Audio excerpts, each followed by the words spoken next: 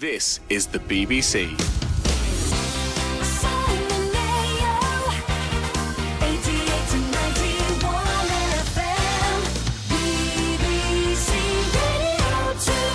Hello and welcome. This is another Confessions podcast from your friends at Radio 2, where we make jingles like this. BBC Radio 2. I'm going to cheer you up right now. This is fun. Clap along.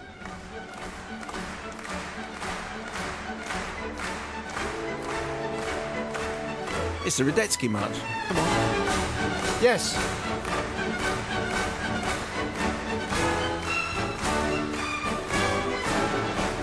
There you go. Told you, you feel better. So here we go. We've got some fine stories from this week. Picking up the pieces, Bump and Grind, Roadie to Nowhere, and the fantastically named There's a Guy Works Down the Chip Shop, Swears He's Useless. Here it all comes.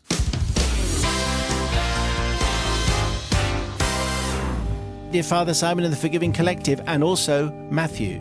Oh. You get a special name check in there. Well, implying that I'm not one of the forgiving. Well, I'm Yeah. just having a look at this. I think there'll be some who will take quite a hard line on this, but Is I'm it not. on class lines? Do No, hope so. no, let's just see what happens. My confession goes back to the hallowed and different times of the 1970s, when I was one amongst many shorts-clad, snotty schoolboys in a West London institution.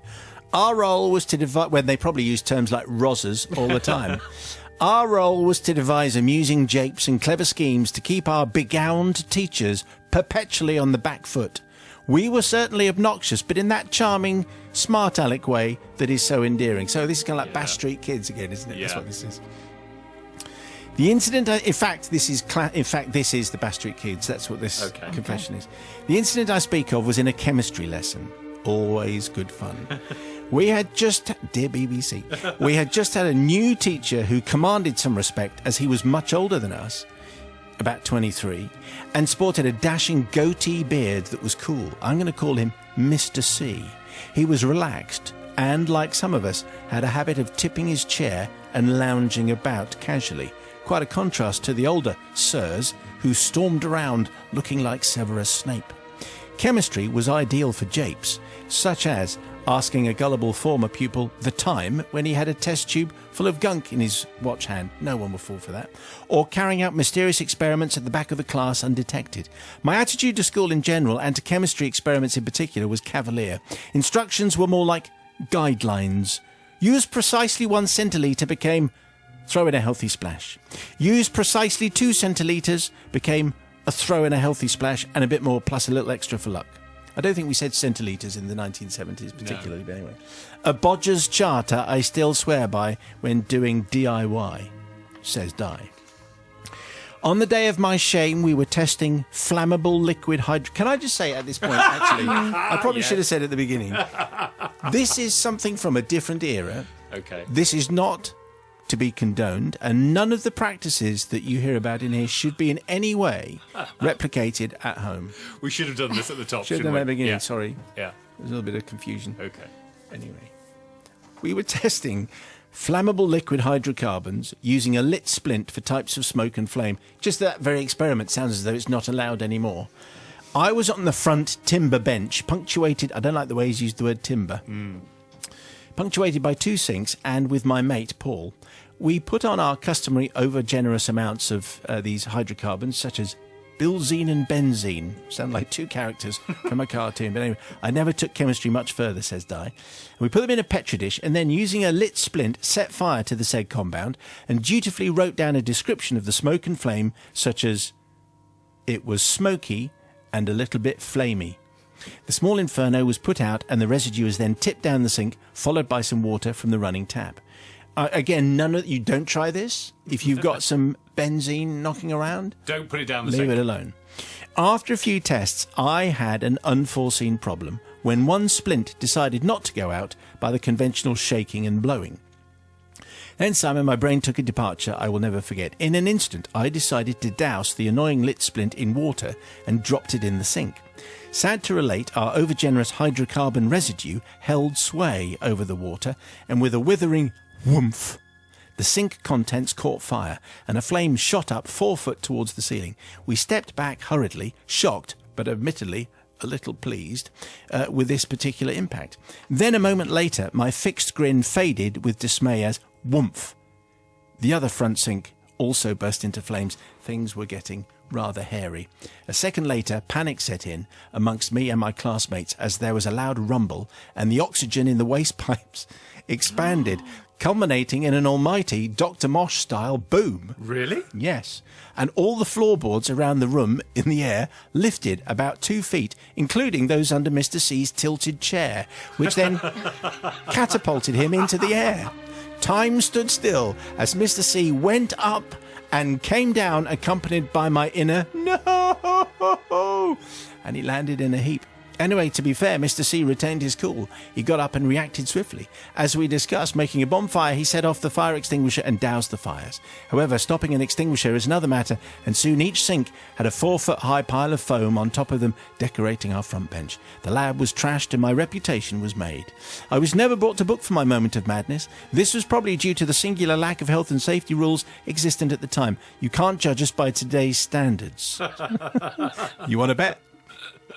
You just wait. I don't seek forgiveness from Mr. C for disrupting his lesson and destroying his classroom, or my classmates for setting back their moribund quests for O-level chem. But when I visited the school some 30 years later at an anniversary celebration, the floorboards were still loose. I do seek forgiveness from the generations of students who carried dangerous chemicals around the lab, made unfit by my rash intervention. I submit my tale to your wise consideration. Well, let's see whether we can judge the 70s by today's standards. It's Di's tale, and he thought, you see, he was following the rules. He had a lit splint, and he thought, obviously, the thing to do, drop it in the sink. It's just that there was a little bit too much of the flammable material there, and all the sinks, and then the floorboards. So the floorboards was the interesting bit. Bobby, what did you make of that? Well, the thing is, it sounds like also like a cookery lesson of the 70s, isn't it? It could be the same, really. You know, you've got too much of one thing and it involves heat and stuff like that. But the thing is, what I loved about this is the teacher. How cool was the teacher? Mr. C? Yeah, because Mr. C knew they would take it too far. The thing is about children, if you say, please don't do this, or only a tiny bit, they're always going to push the boundaries because you haven't explained there's going to be a massive explosion if you do that. So they're just testing the water. I think, given the fact that you probably provided one of the best chemistry lessons by accident you could possibly have, you are forgiven. I'm surprised. It's probably taking a lenient line on this. I think Matt is... Yes. Well, I took against the chemistry teacher from the start. I cannot be doing with cool teachers. Hey, kids, I'm not like the rest of those old squares. I've been listening to Dizzy Rascal. Look at me. I'm just like you. I'm in my early 20s. I'm not even sitting in this chair. I'm tipping back. Oh, yes, I'm very much breaking up the system. No, you're not. You're the teacher. So you're going to have to start acting like the teacher. No one's buying you being Mr. Cool, Mr. C. So for that reason, I am going to forgive. Dear Father Simon, I write to you with no hope of forgiveness. None is possible, but more a tale of ultimate redemption. My story goes back to the early 1980s when I worked for a well-known major building contractor. The industry then was a far different place than it is today, and the horseplay or crack was legend. I worked in the procurement department with a team of 4, and I can say quite honestly it was the best time of my working life, with countless jokes, tricks and adventures. Matt would love spending time with you. He loves pranksters. I love them. Really? Enough. Really? We're going to have to do some more jokes today? Oh, good. Regularly, we took a trainee into our team for 6 months' experience in buying. They were usually pretty lippy, lively lads with an irrepressible confidence in their own ability and convinced that they were next year's MD. Oh, yeah. Well, you see, Simon, the construction industry is a pretty down-to-earth profession. We're always worried that these impressionable youths would suffer greatly at the hands of the site delivery team, so we saw it as our pastoral duty to prepare them for the future. We did this by demonstrating with practical examples what to look out for. This included normal things like ambushing them on the way to the post office, which ran through the churchyard, and jumping out from behind gravestones with a gusty boo. In fairness, we'd only do this when it was dark, so that's okay then. Fair enough. That's fine. There was also one memorable occasion when a cat lover called Chris was told about my own cat going in for a very delicate operation. All I'll say about this prank is that the day after the op, 2 fleshless cherries wrapped in some black cotton and placed in a water-filled plastic container on Chris's desk was all it took to send him running to the bathroom. And I might have popped them in my mouth as well at some stage. Anyway, all I say is all in good fun. Yeah. I'm already writing Not Forgiven, by the way. Yeah. But sadly, the event I want to bring before you cannot be covered under the cloak of staff improvement. This tale involves a very pleasant young lad called Nicholas, who joined us from a very rural background, and he was quite unused to the robust nature of our industry. In fairness, by the time Nicholas joined us, we had dialed back our training program when it came, until that is the day of the bumps. On this particular day, it was our estimator, a guy called Steve, who was going to be our victim. The plan was to bundle Steve into the car park and administer the bumps for his birthday. I know, different... Do they would do the bumps anymore? I think you have to think it's too dangerous for people. Well, because it was a fairly... In fact, because James then says, you might need to explain this for listeners who are unfamiliar with the tradition of the bumps. It's when you take the birthday boy or girl by the arms and legs and bump him or her up into the air and down onto the floor. The number of bumps given equals the age of the person in years plus one for luck. What? Bumping them onto the floor? Did you never do that at school? I mean, bumping as in bump on the head. No. You'd have someone on one arm, someone on your other arm, someone on a leg, someone on the other leg, and they go fling you up into the air, and then just gently you'd bounce on the ground. Gently bounce on the Yes. ground Often from they head Never height. did that. No. Everyone did that. Really? What a deprived childhood Yes, you had. clearly. Bobby did it. Did it, yeah. Really? It was a Yeah. school thing. I mean, obviously, once you get beyond a certain age, people go, I don't want any of that, thanks very much indeed. funnily So maybe enough. it's not allowed anymore. But Okay. anyway, in these different times, Yes, different times, this yeah. is what you did. So come lunchtime, says James, 4 of us, including Nicholas, cornered Steve in the kitchen, and despite his loud protests, we managed to drag him outside. With Nicholas tasked with holding Steve's right leg, we lifted him in the air and proceeded to give the birthday boy the first of his 45 bumps. And while Steve clearly wasn't having the time of his life, I could see that Nicholas was. He clearly felt like he was part of the team now. This is what he wanted more than anything else. He wanted to be accepted and to be part of the team. Okay. That was, Father Simon, right up until the third bump, which is when Steve's right leg fell off. This was the one that Nicholas was holding. You see, what Nicholas didn't know was that Steve had an artificial leg, and he'd actually loosened the straps just before being lifted into the air. Steve was, of course, in on the whole affair. I did come clean afterwards to Nicholas, and while he refused to talk to any of us for at least a week, he slowly thought, you're not going to forget that, are you? After a couple of years, he eventually saw the funny side. Nicholas even progressed well within our company, very well prepared for life on site. So obviously I don't seek forgiveness, as there are no mitigating reasons for my acts, just high spirits and poor moral compass. But as I come to my 40th year in the industry, I have a large team of staff working for me, and I care strongly about their welfare, career, progression and happiness. And I like to think, and in some small part, this is due to the lesson that I learnt whilst working with Nicholas. Well, it was just one of those japes, but, I haven't had a line like that in a confession, and that is when Steve's right leg fell off. Anyway, I'm just surprised you don't know the bumps. You learn everything. I imagine it died away a while back, because obviously in the wrong hands it could be an unpleasant experience. Sister Bobby, what are you saying? I love this. I used to work in an office like this, and it was just survival every day and great laughs. Great. I mean, the thing is about when you go into those situations, from Nicholas's point of view, you just have to kind of grit your teeth. And they didn't do anything too dangerous or too nasty, did they? This was fabulous, because it seems like actually there were no losers. Just Nicholas, or maybe, just for a fearful moment, thought he had actually broken a human being completely. There would by be that his moment leg. where it would be just a couple of seconds. Because the other thing is, 45 bumps is way too much for anyone. Especially, that's why it's dangerous. Well, it happened on the third. Yes, third. luckily, so yeah. Loosen your leg. Of course, you don't need to be forgiven, as you're saying, but I would like more hijinks in the office, please. Really? Yeah, forgiven. Okay. Let's forgiven, not do James. that. No. You could have hijinks in your office, which you share Yes. with the newsreader. Yes, I'm sure they'd love that. Jason will be up for Jason Kay. He likes a bit of japery. High spirits. I'm going to say, I've made my feelings on pranks and japes and scamps pretty clear in the past, and I'm not a massive fan. However, this is very good. I mean, to have that open to you of saying, we are going to do this thing where each of us grabs a limb, and it turns out one of us has got a false limb, and let's not tell the person who's holding on to the false limb. All of us would have taken that, absolutely. So I am definitely going to forgive, because that is very well worked.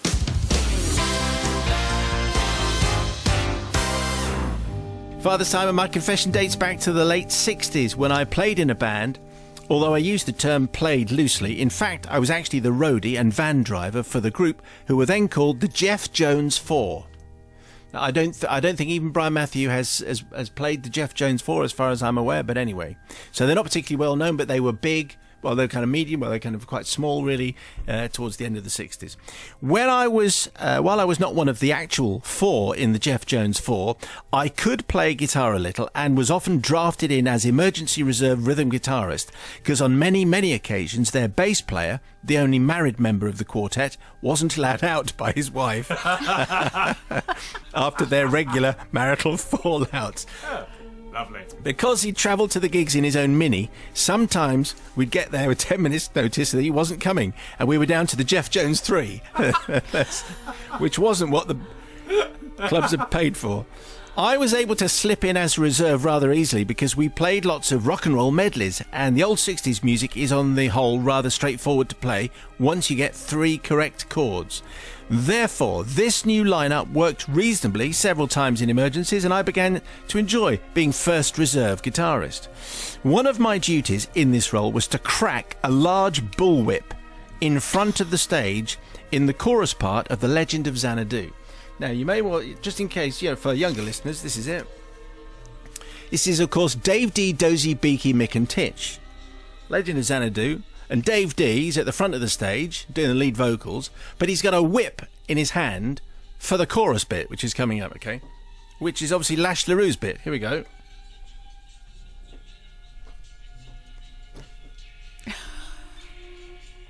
There you go. So that's the song that the Jeff Jones 4 or the Jeff Jones 3 are about to cover, amongst the many songs that they have to do. So Lash says, I became very skilled with the whip. In fact, I learnt it properly and I could do tricks, like flicking a beer can or matchbox back out of your outstretched fingers. I was really quite good, even though I say so myself. I mean, what could possibly go wrong? Can't see. But this wouldn't be a confession unless something went slightly wrong, and so my story takes us to Huddersfield, in a small but very packed club. Upon arrival, we received a message that our bass player wasn't coming, and I realised that this was now my chance to shine and become one of our Fab Four on a permanent basis. As I mentioned, it's a small club, so by the time we had the full drum kit set up next to the side curtains, there was hardly room for the 3 amplifiers, let alone for us to stand on the 2-foot-high stage. It was like being on a tube train at rush hour. I had no choice but to get right up to the front man, Jeff. I put the bullwhip out to my right on the amp, ready for The Legend of Xanadu, but I could see that this was going to be tricky. I would have to swing the guitar and turn to my left and crack the whip just in front of the stage. Was there room? However, as I'd become quite an expert, Lash LaRue, with my specially tapered leather whip, wasn't worried. Oh, This could go in a number of ways. yes, I'm sure. Before we knew it, the curtains parted, and after our starting with a spot of random country and western, it was soon time for The Legend of Xanadu. I could see the concern in Jeff's face about me not being able to manoeuvre my guitar and the whip, but right on cue, I turned, and then we got into this bit. Crack, da-da-da-da, crack, da-da-da-da, crack. Well, it all went perfectly. The whip had cracked out loudly, high in the air both times, well above the audience's heads, like a thunderclap, and they absolutely loved it. Jeff visibly relaxed, and smiling across, he gave me his well-done look. I had also managed to do the cracks while hardly missing out a guitar strum in the chorus. Expert stuff. Supremely pleased with myself is how we entered the rest of the song.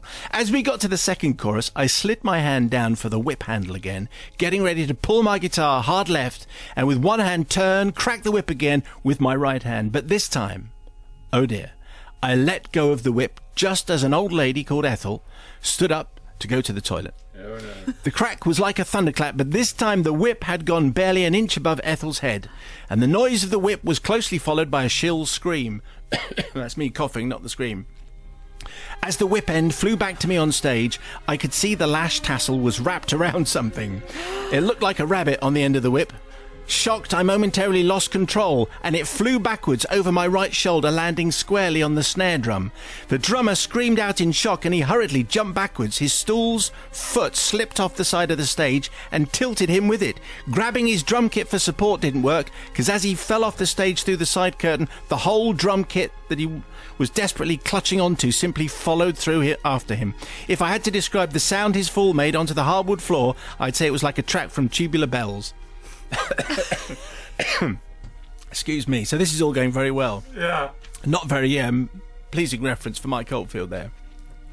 Following a period of stunned silence, we could see Ethel was luckily unhurt, just severely shocked and missing her wig. However, as wig? Well, what did you think it was? Well, we thought it might be something on her head.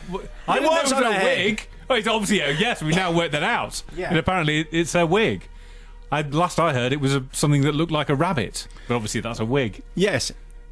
I can go slower if you like. So Ethel stood up. Yes. No, I got that. And then the whip. Yes, the whip came back, yeah, with a rabbit on. Yeah. Well, thing that looked like a rabbit. Wasn't However, a rabbit. as I sheepishly went over to apologise and hand her hairpiece back, she fixed me with a menacing glare and said, "Just you wait till my two lads come and get their hands on you lot." Because even though it was Huddersfield, Yes, she was Easting. she travelled up from West Ham. As I backed away from Ethel, a committee member confirmed that Ethel's family were definitely not to be messed with, and we didn't need to be told twice. We beat a speedy retreat out of Huddersfield, arguing as we went, and inevitably Lash LaRue got all the blame. The Jeff Jones Four disbanded not long after the incident.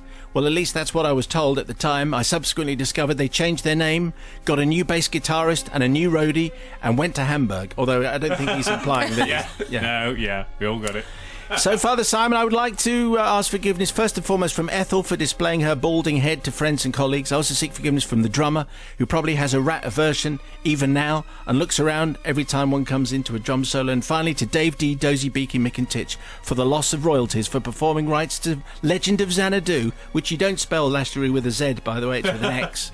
I doubt it was ever played at that club ever again. I never played it again either, and wince now even 50 years later when the chorus part comes on the radio with a little bit... Oh, yes. Get that right. Look out, Ethel! It's a wig, Matt. That's what it is. Yeah. Anyway, right, let's see what Sister Bobby make. Hang on, I've got to change the music here for you, Sister Bobby. What do you make of that one then? Well, first of all, I mean, it is funny. It is a very funny story. Lash LaRue, bass playing, whip cracking, understudy. I mean, you do well to stand in at those moments and kind of save. You're used to saving the day, not basically ruining everything. So I suppose it must have been an uncomfortable situation. But the thing is, your need to perform got in the way of your level-headedness and your thinking, and it's, you're actually really lucky she had a wig on, because it could have actually been worse, because at least it took up, because it could have been, couldn't it? It could have been so much worse. Yes, because the energy was taken up with the wig flying off. I mean, you exposed a poor lovely lady. Luckily she was resilient You enough. don't know she was lovely? She was just, She might be in an old bat. actually, see, the thing is, I love the story, but Lash LaRue, health and safety every time. She could You're have been connected to you're not forgiven. a crime family. I'm sure she was lovely. What do you say, brother? Well, this is another classic, different times, clearly. What I can't understand is the people who run this club, who say we've got a very, very small venue, tightly packed. There'll barely be enough room for the band and the amps. And then one of them says, "Oh, and my bullwhip as well." And the venue, "Oh yeah, obviously you can bring out your bullwhip. That's fine." No one at any point goes, "Really? You don't need the bullwhip. We don't actually think you're making the sound of the whip when you're on the stage." So what on earth was the venue thing? It's all down to the venue. That's what I'm going to say. So it's this club in Huddersfield. Yes, I'm going to say. I mean, there's a long and storied history of roadies stepping in when one of the band goes missing. So I don't think that there's anything that Lash has to be forgiven for. It's entirely down to the venue. All right.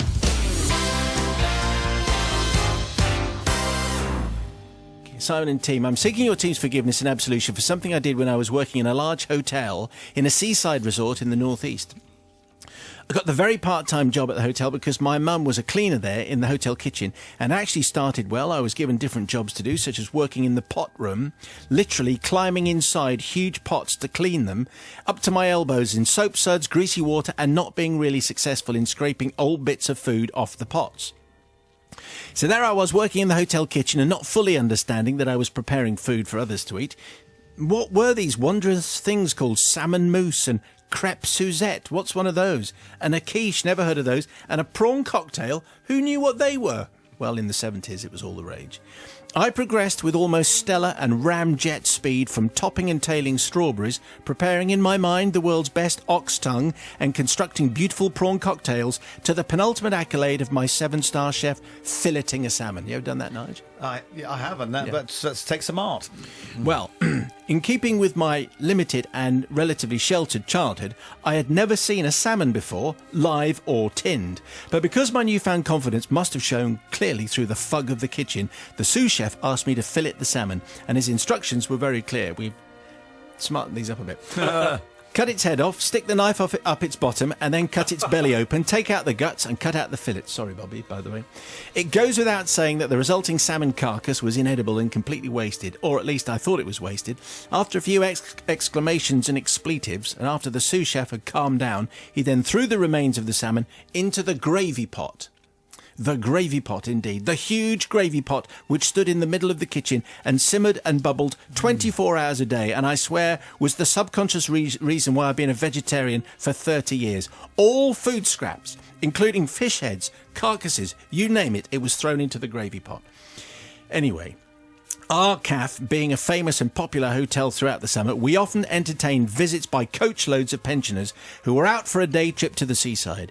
It's to 300 of these pensioners that I'm now apologising for what happened next. That's a lot of people to apologise for. Yeah, this is ominous. It's a hot, busy weekend lunchtime.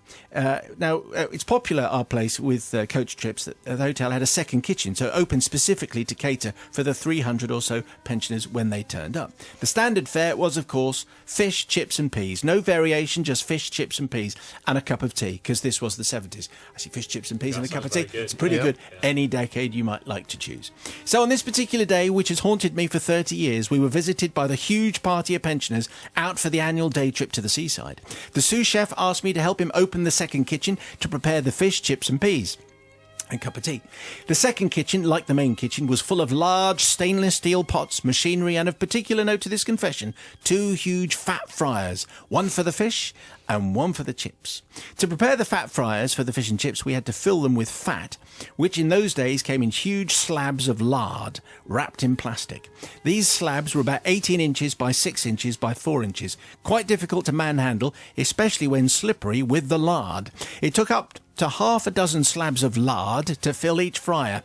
We managed to fill the Fisher fryer, but by the time we tried to finish the filling of the chip fryer, both me and the sous chef were caked in extremely slippery lard. There's a lot of lard in this confession.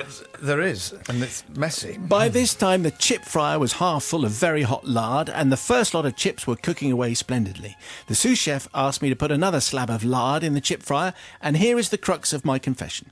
I was hot, covered up to my elbows in slippery lard, and importantly full of my newfound confidence as a world-renowned chef, famous as a strawberry topper, tailor, salmon decimator, lettuce washer, prawn cocktail creator and ox-tongue carver. Unfortunately, this confidence was, of course, misplaced. My greasy fingers could not hold the slab of lard, and I accidentally tipped the slab into the chip fryer. Nothing wrong with that, I hear you say, apart from the fact that it was still wrapped in plastic. Now, frantically, I tried to scoop out the rapidly melting plastic, but with it being the second kitchen, I didn't know where all the implements were. I couldn't scream for help to show the world that I was truly useless in the kitchen. I managed to get little bits of plastic out of the fryer, but mostly it melted into oblivion and got lost in amongst the chips that were furiously frying away. The chips soon took on a lovely sheen as they cooked away. When it came to plate up the fish, chips and peas for the 300 pensioners, I was terrified over what would come out of the chip fryer. But to my astonishment, everything looked as it should, apart from the fact that the chips were unbelievably shiny. But then they always do in those photographs that you see. All the food is, and now I'm beginning to reason. Oh yeah, but you wouldn't why? eat that food Covered in plastic. because it's been doctored and sprayed and things are covered in plastic. Again, after serving, I hid where I could in the kitchen for fear that the complaints and the undoubted sacking that would follow. No doubt my man would get the sack as well, as I would be grounded forever. Unbelievably, there were no complaints from any of the pensioners, nor my sous chef. As I reflect on this gastronomic blunder, it just reinforces everything that I read about the quality of the food we experienced in the 70s.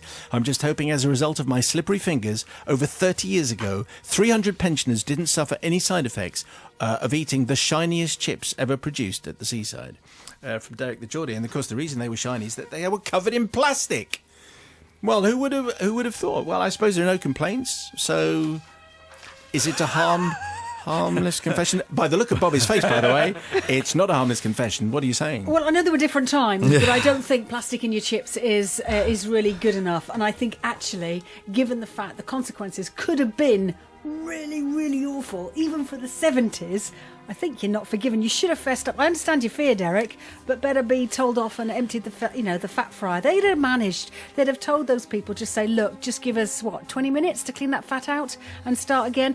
Just 1 point. So basically, Derek, you're unforgiven. If a pensioner needs his chips, yeah, pensioner gets his you're chips. Unforgiven. But wait. I have one tiny point. Your sous chef put the fish carcass in the stock pot, not the gravy. I think the stock pot, isn't it? Not the gravy pot. So but you don't think you put the fish carcass in the stock pot? Because I think you have a separate stock for fish, don't you? Well, is that right, Nigel? Theoretically, Yeah, I you think should in this do, place but- they just had a gravy pot, everything in there. I mean, what he are would we go going to do with this 24 chuck it in hours there? a day. And I mean, he might be very diminutive, Mike Derek, but also the fact that he clambered in cyberstock pot, to give you an idea. That's why kitchens were so hot, because these things are going all the time. Different times. Imagine definitely. if we were doing confessions in the 70s. That would be. We would have We would amazing get away with stories. so much more. But we now have Oh, yes. Yes, novice. Go on. 70-year-olds in the 70s. And as far as Derek's aware, no one was taken ill or anything. But he might not have known that. He might not know, That's the that's point, right. because there were 300 of them. The fact that he could actually carve an ox tongue is very impressive, because that takes some doing. They're huge things as well. And in Yorkshire, people like their chips traditionally cooked in lard. So that's hence all these great big slabs. It did sound like a scene from A Cook, the Thief's Wife and his lover. And her lover even. And but it was different times, and Derek, you just for that moment you didn't say anything, you went with it, so I'm going to forgive you, kid. Salt, vinegar, a little bit of plastic. Excellent. What do you say there, Matt? I'm going to say, you've got that much lard in your chips. Maybe a bit of plastic isn't the biggest of your problems. I think everyone was fine. I mean, we don't know, but you know what? I'm going to guess everyone was fine. So, victimless crime. So I am going to say definitely forgiven. What you're saying essentially is, if you ordered chips in the 70s, it serves you right. It serves you right. You knew what was 70s coming. Can I 70s have chips, please? extra lard with my chips? So, do you forgive Derek the Geordie? Is the people's verdict, please, on the text 88291. Thanks. BBC Radio 2. Well, they were this week's confessions, a fine array. Send in your own dodgy secret, please, perhaps inspired by one of those. Confessions at bbc.co.uk. More in a week. And don't forget, you can listen to all our shows from the last 30 days on the iPlayer. In case you find yourself with nothing to do, just pop on one of our programmes. Last week, we had Barry Cryer in on Monday talking about his old friend Tommy Cooper. On Tuesday, with some big songs from Yes, Blancmange, Robert Plant and Bon Jovi. We got all frazzled on Wednesday. This is Ruby Wax talking about her new book, The Mindfulness Guide for the Frazzled. And Foodie Thursday, Nigel was making all the Scots women and Scotsmen in the country very happy with her Burns Night sausage bake. That's what we were doing. And you can go and listen to those because they're all fine and worth treasuring. And if you've made it this far, by the way, and you just want to prove that you are still listening, you can always tweet me with the key phrase, Windsor, not Cartland. This is due to a mistake that I made and made myself sound rather stupid. Anyway, last week you had to tweet waterproof undertrousers, which was highly entertaining for all of us. Gwyneth, Dave, Emma, Phil, Swanee, Guy and loads more. Thanks very much. This week, it's Windsor, not Cartland. Thank you. See you next week.